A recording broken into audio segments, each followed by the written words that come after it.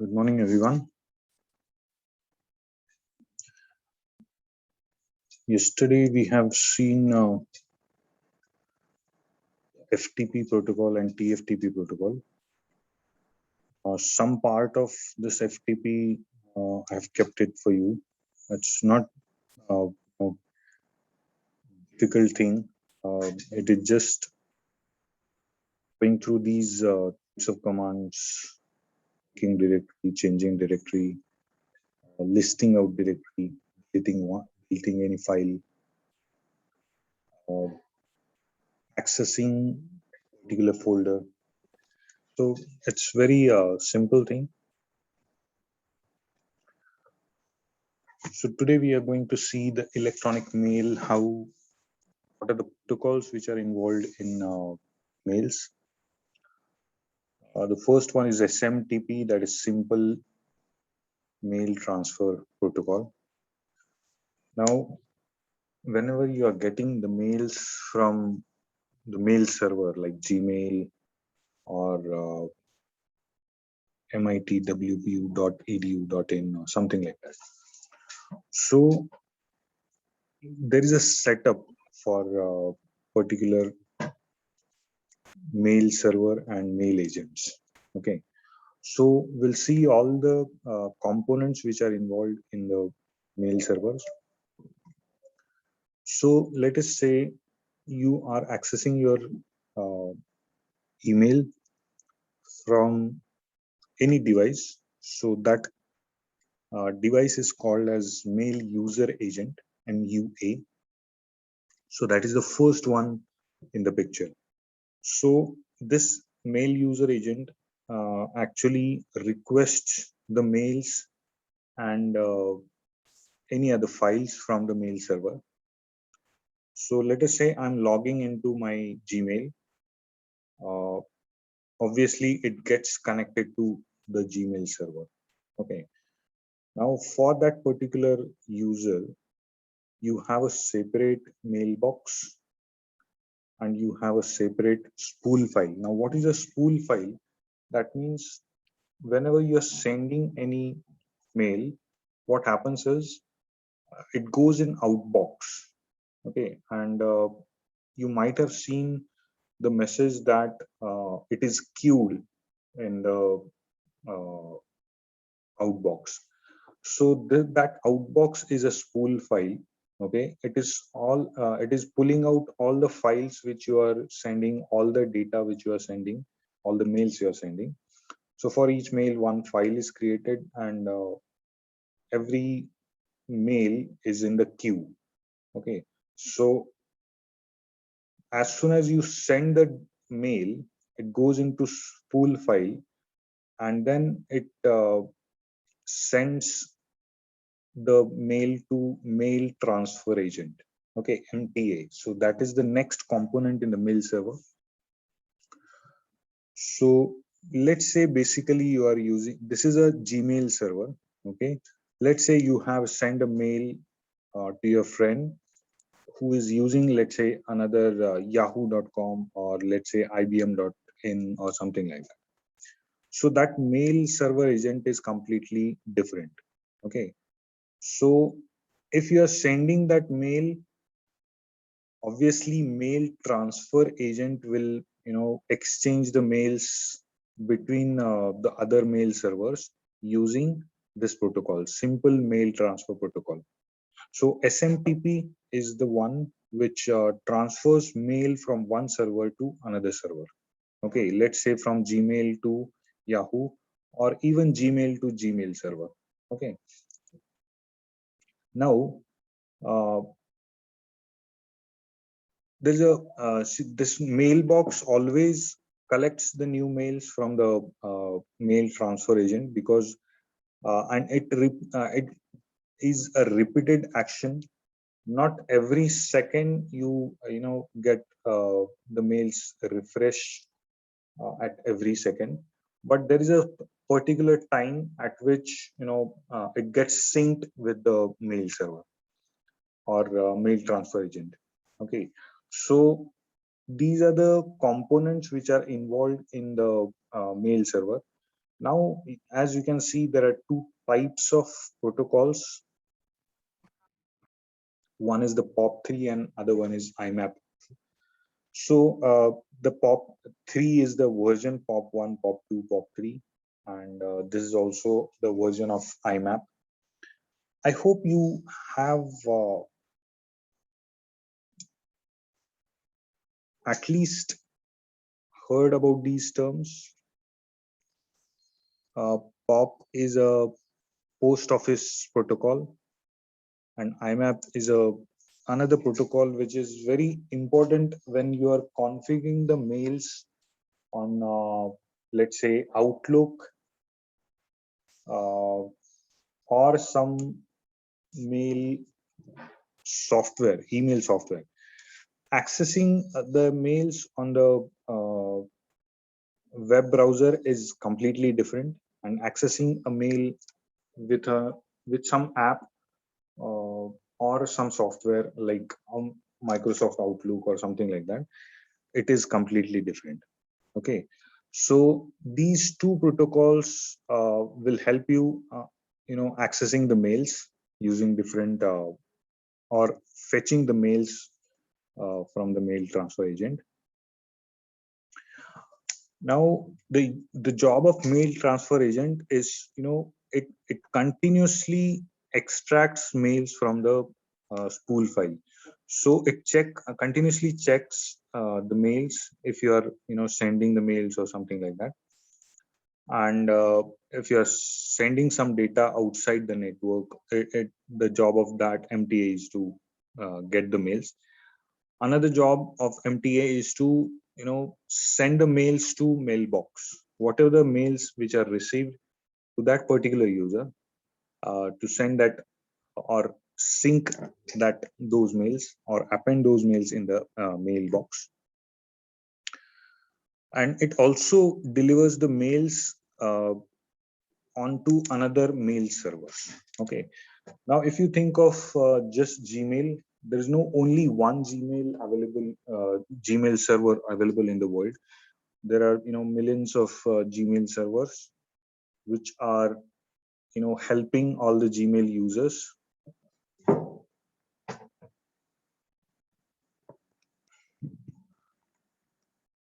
Right. So these are the terms which are involved in mail servers. Now, I don't have to talk about these terms. What is the mail address, mail format, what is the header, and all these things. But you already know how does the mail address work, something at something.com or something like that. You have to use a DNS in this case, because all the mail addresses are just the users. Okay. And whatever the domain name, let's say we are using mitwpu.edu.in, okay, that will become a DNS, and every student ID will become a user. So on one machine, there is one machine which is addressed by the domain name, okay, and on that machine, that domain controller, there are, all the users which are added to that machine, okay, and that becomes a mail address. So it has to use a DNS. Then you have a mail format, as in you have a mail header and then a mail body. Okay. Now, if you just go to any, let's say, mail.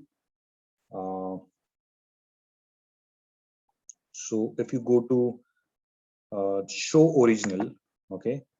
So what it does, it gives me all the this is the mail header and all the code which is there, mail header, what is the version you are using, MIME version, the body contents, and whatever the earlier conversation, and all the data which is associated, which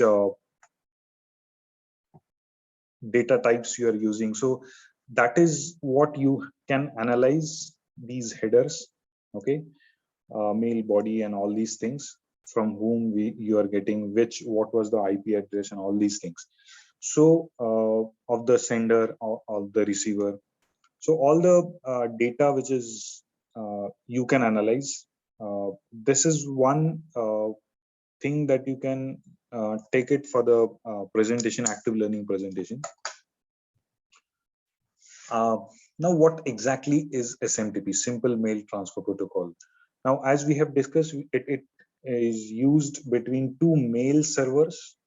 Okay, so from one mail server, if you want to transfer any mail or data to other mail server, you have to use SMTP. So one becomes SMTP client, one server becomes SMTP client, another becomes SMTP server. Mind you, both are the servers, both are the mail servers configured at their own domain. So consider this as a Gmail server, and this is a let's say IBM.in.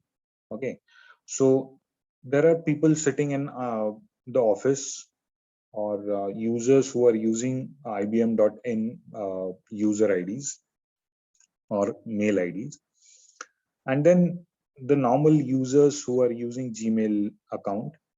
So how do they exchange the mails among themselves?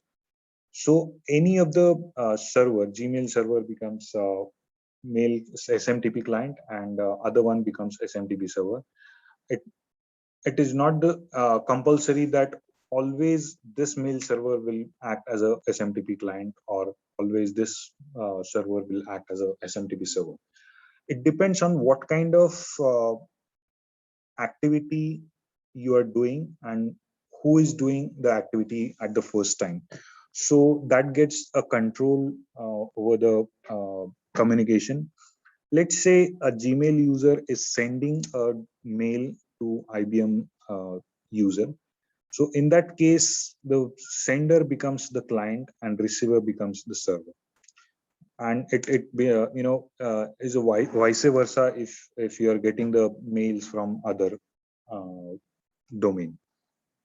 Now what happens is, for any email communication, the server port becomes 25 for SMTP, and the client port becomes in any port number which is greater than 1024. So what happens is, let's say you are writing a mail and you hit a send button. What happens is, immediately it goes into spool file. Okay, and as the mail server, the mail transfer agent continuously is accessing spool file, it gives the control of that spool file to the SMTP client, and then SMTP client will send this mail to the sender. Okay, I'm sorry, the recipient, and it will be synced with the mailbox of the other user. Okay, and then this happens at the application layer. Okay, so we are actually studying the application, that is SMTP.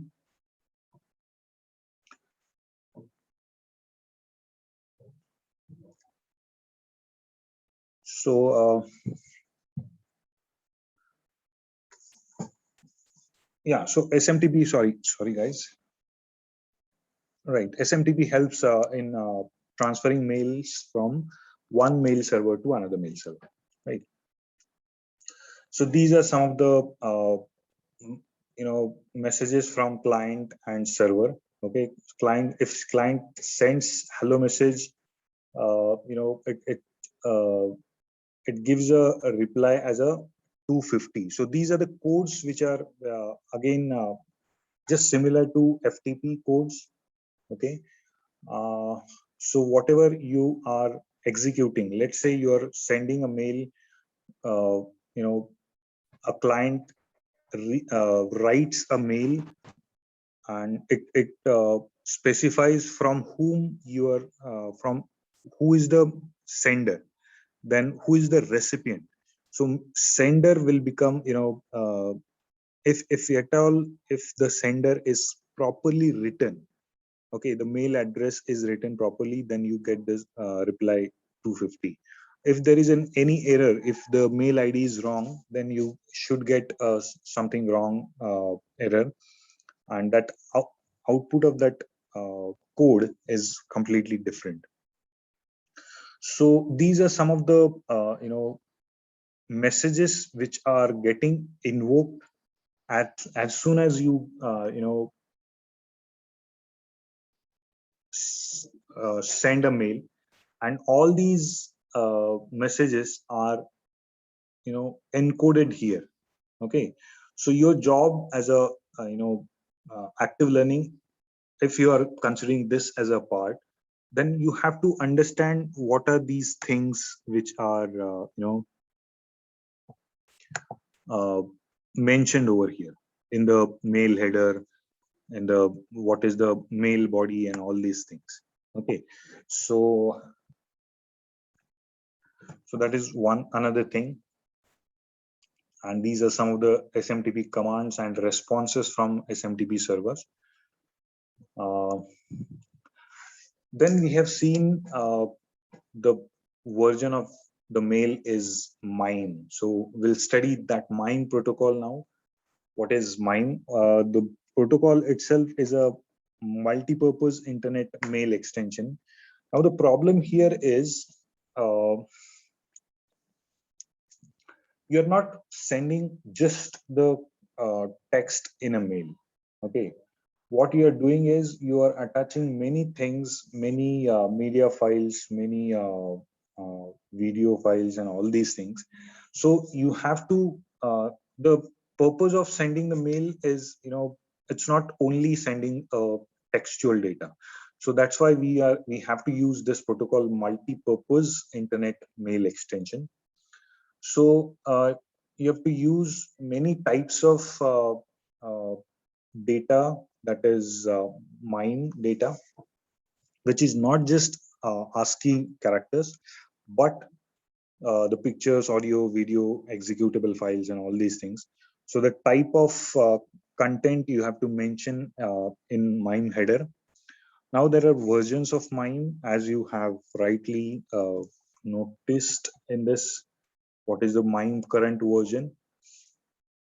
So you have email header, then MIME header, and then email body. So in the MIME header, what you have to do is you have to specify what is the content of the whether it is a picture, audio, video, or something like that, and then what kind of encoding you are using. Whenever you are sending any audio file or video file, what kind of encoding you are using for any transfer, what is the client ID, and all these things. So these are the uh, types of fields which are mentioned in the headers, and these are the types of encodings which are used: 7-bit and 8-bit or base 64-bit.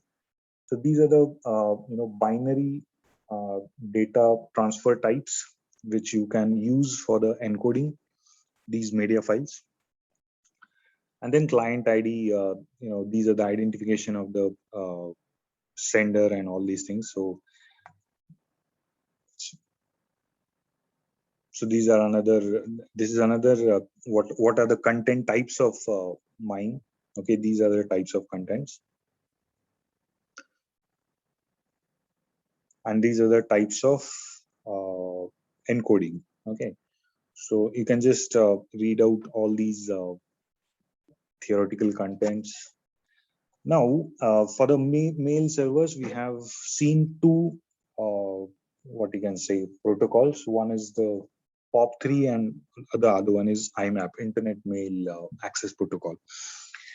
Now, consider the situation where you are using the web browser, and the other situation you are accessing the mail on your mobile with an app.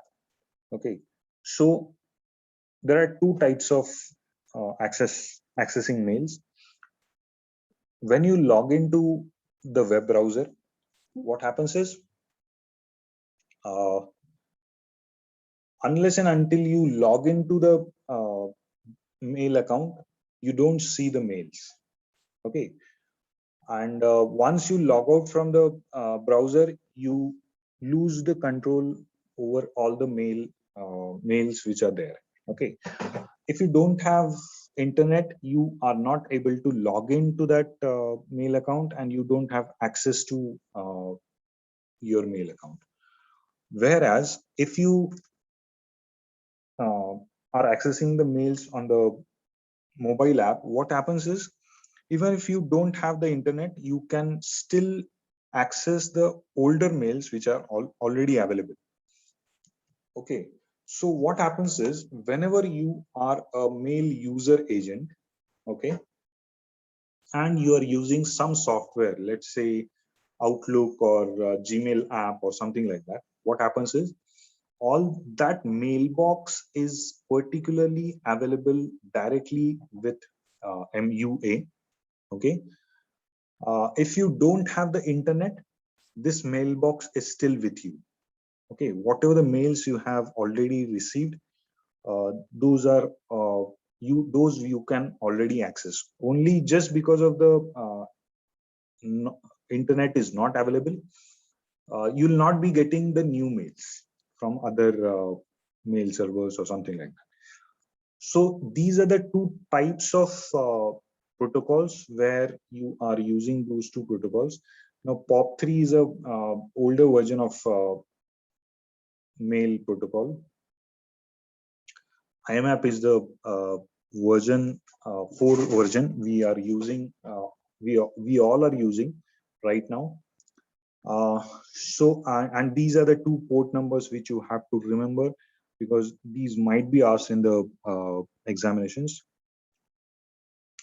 So whatever the basic port numbers, let's say SMTP uses 25, then FTP uses 21, and so on. So these are the basic port numbers that you have to remember.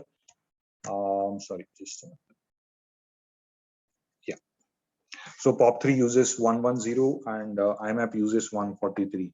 So if you at all want to, use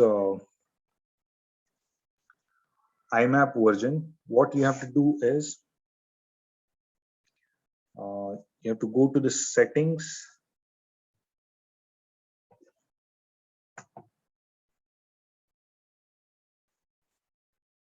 Then you have to go to this. So these are the settings that you have to do in your mail account. Let's say whether you want to use POP settings or IMAP settings. Unless and until you enable the IMAP, you cannot configure that on any device. Okay, device as in for accessing the offline for accessing your email as an offline mode. So you have to enable that IMAP version, Internet Mail Access Protocol. You can use either of these two, POP or IMAP. Okay, and once you are using this, then what you have to do is you have to configure these port numbers on those softwares or the mail accounts. So you can also check how to set up a Gmail in Outlook. Many of you might be using that. So there are some phases of POP3. One is the authentication.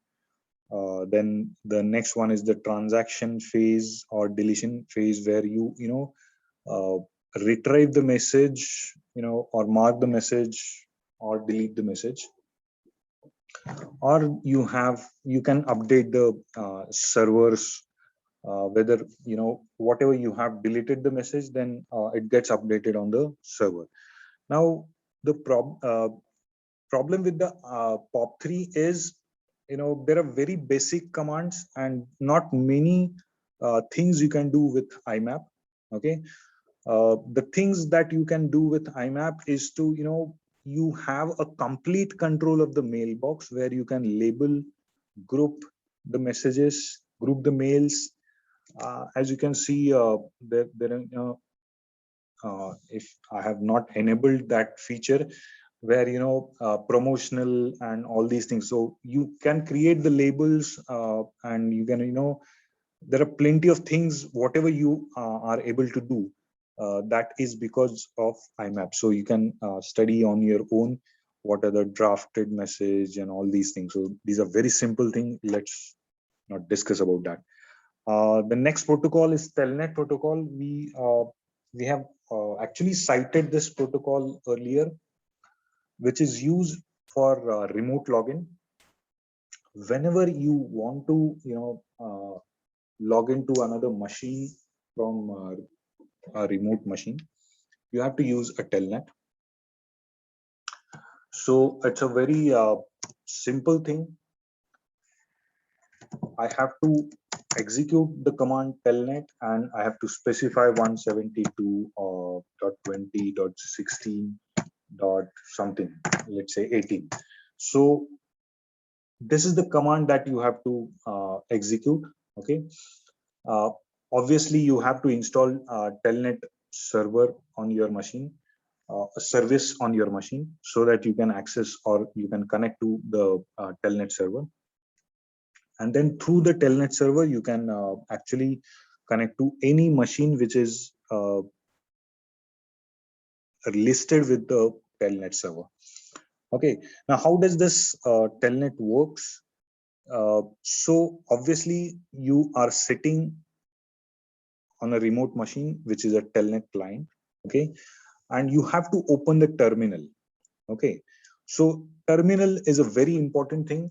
Just like I have opened the command prompt, or in case of Linux you have to open the terminal, and it is a you have to log in into the telnet server through NVT. Okay, now what is this NVT? It is a network virtual terminal.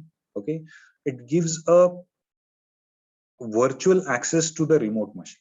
Okay, so what happens is, whatever the command you execute on this terminal through the telnet, that command will get executed on the telnet server.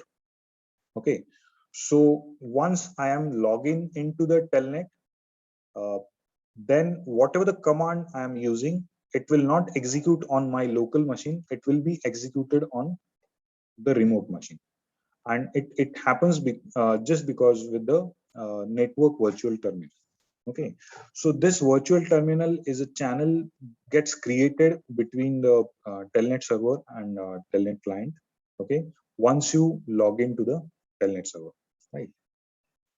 So that is the remote login, and you it is not just the login details or something like that. You can send the control data where you are accessing the remote server. You are sending the commands and all these things, and once you send the commands, let's say you are listing out the files, or you are copying the file or something like that, then you are dealing with the data also, not just executing the command, but you are accessing the data also. So telnet helps you in controlling as well as having data. Now, again, the thing that you have to remember is 23 port number is for telnet. Okay, so 21 for FTP, 23 for telnet, 25 for SMTP. So this way you can keep remembering all these numbers. And these are some of the commands. What you can do is you can just go through the types of commands. Let's say echo command. So client is echoing some message to the server. Obviously, the whatever the message you are sending, it will be displayed on the server. So it's a very simple thing. Uh, it's a it is not just the command, it is the interpreter. I hope you know the difference between the interpreter, compiler, and all these things. So ISC is the interpret whatever you are writing is as a command. So whenever you are saying ISC do echo to server, that means whatever is there mentioned after ISC, it will be treated as a command. Okay, so it is not just the message, it will be treated as a complete command. And what will happen at the server is do echo will be the command which gets executed on the server. So ISC will be discarded by the server, the first word, and the next characters will be treated as a command. So these are the few things again related to Telnet. Okay, and these are some of the options that you can study. Now I'm going to leave this HTTP protocol for you. It's a very simple protocol. The port number again you have to remember is 80 for HTTP, and you all know HTTP protocol is accessed through web browser. Okay, you have a client and you have a server. Client port number can be anything, but server port has to be 80. Okay.